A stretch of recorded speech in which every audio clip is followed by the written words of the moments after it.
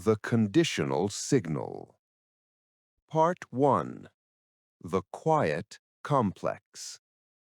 I have lived in this apartment complex since I was a child. It's an old building, about 4 stories high, located in a quiet part of the suburbs.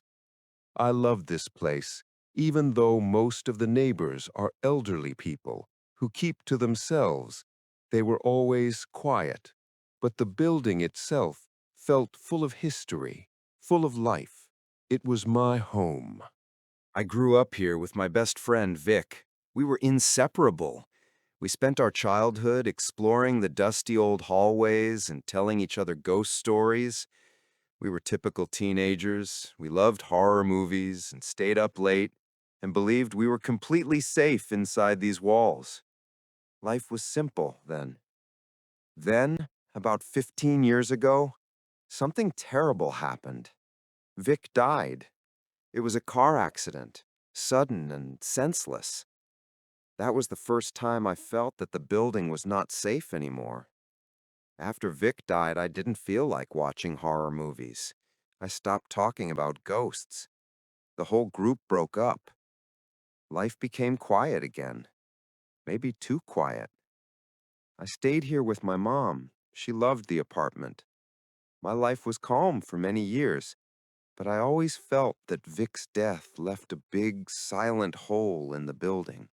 Part 2. The sound begins. Everything remained quiet for years.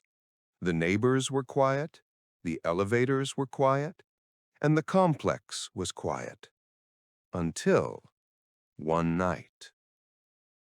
It was a chilly evening, around 10 p.m., when the signal started.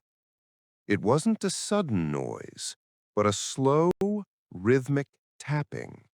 It seemed to come from the walls, or maybe from the elevator shaft near our unit.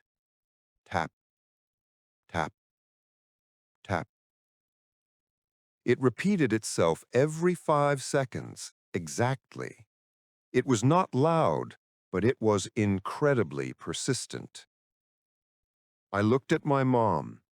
She was reading a book, but her head was tilted, listening. "Did you hear that?" I whispered. She nodded, her face confused. We tried to ignore it, but the tapping was like a ticking clock in an empty room. It went on and on. It was like a code, a message. That night, neither of us slept well. The next day, the tapping was still there. We talked to the other residents on our third floor. They looked at us like we were crazy. "No, honey, I haven't heard anything unusual," said Mr. Peterson from across the hall. "Just the usual noises." But it wasn't the usual noise. It was specific, rhythmic, and chilling. My mom started trying to find the source. She put her ear against the walls, checking the plumbing and the air vents. We found nothing. Part 3. The source moves. The sound continued, day and night, exactly every 5 seconds. It made us paranoid. I felt an intense, unknown fear, an anxiety that settled deep in my stomach. Then, one morning, the sound seemed to change location. It was still the same rhythm, but now it was coming from above us, from the 4th floor. I was only a teenager then, full of nervous energy. My mom and I decided to investigate the top floor. We rode the creaking elevator up. The hallway on the 4th floor was dark and smelled dusty. We walked to the end of the hall, near the fire escape. The tapping was now clear and constant. Tap, tap, tap. It was coming from one apartment, Unit 404. My mom whispered, "It sounds like a small, broken typewriter or maybe someone hitting a pipe. I felt a sudden, brave, and stupid idea. Our apartment was right below 404. I knew the layout. I could climb onto the small window ledge near the fire exit, right below the windows of Unit 404. It wasn't smart, but I needed to know. "Mom, wait here," I whispered. She panicked, but she knew I wouldn't stop. I went to the fire exit, climbed onto the thin concrete ledge, and held on to the rough brick wall. I moved carefully toward the window of Unit 404. I could hear the tapping clearly now. It was coming from inside. The window was old, slightly open at the bottom. I pushed my face close to the gap, trying to see inside the dark room. Part 4. The Hidden Prisoner. The room was dark. I couldn't see much, only shadows and old furniture. But then I saw movement. It was slow, rhythmic movement, matching the tapping sound. I saw a figure sitting in the corner.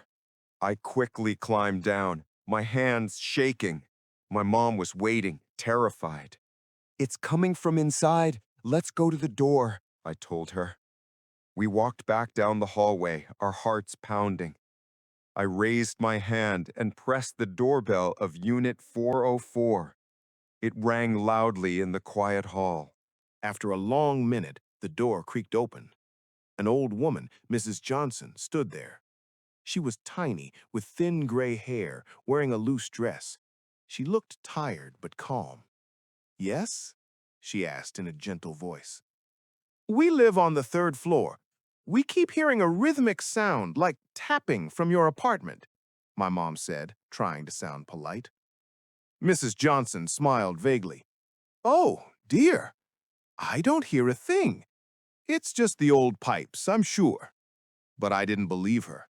I looked past her shoulder into the apartment. In the living room, near a dusty old couch, I saw him. A young man, maybe in his early 30s. He was sitting on the floor, curled up, rocking his body back and forth in a fetal position. And he was chained. Heavy metal chains were wrapped around his ankles and tied to an old radiator near the wall. He was rocking his hand against the floor, hitting it. Tap, tap, tap. The signal. My mom saw him too. She didn't scream, but she let out a choked sound, a sharp, gasping cry. Mrs. Johnson looked at us, her smile fading. She quickly slammed the door shut. My mom grabbed my arm and we ran. We ran down the stairs, not waiting for the elevator. We ran into our apartment and locked the door. We didn't call the police immediately. We were too scared. The next day, Unit 404 was empty. Mrs. Johnson was gone. The young man was gone. The rhythmic tapping had stopped completely. My mom did eventually call the police, but she lied.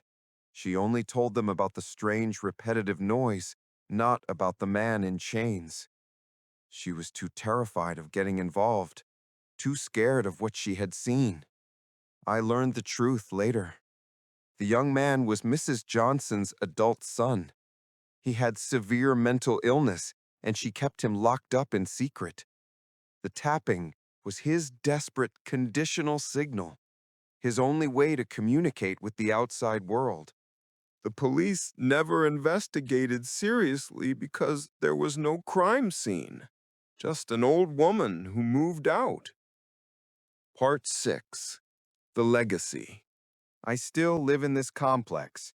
I am 19 now, and the memory changed my life. The fear lasted for months, then years. My mom's lie, the sight of that chained man, the tapping that begged for help, the whole thing became my nightmare. The complex is quiet again, but for me, it's full of ghosts. I know the terrible secrets hiding behind those quiet doors. I am no longer normal. The building taught me that sometimes The scariest things are not ghosts, but the secrets people keep locked up inside. Thank you for listening to this intensely disturbing story, The Conditional Signal. Key vocabulary. We focused on words that build suspense and psychological horror, such as rhythmic, persistent, paranoid, fetal position, and conditional signal. Grammatical focus. This story provided great practice for causal language, such as because of this, due to, as a result, and modal verbs used for regretted actions, such as she should have called the police immediately, or I could have done more. Your turn. If you were the protagonist, what is the one single thing you would do differently, knowing that the man was gone the next day? Let us know in the comments. Don't forget to like and subscribe for more B2 C1 English learning stories.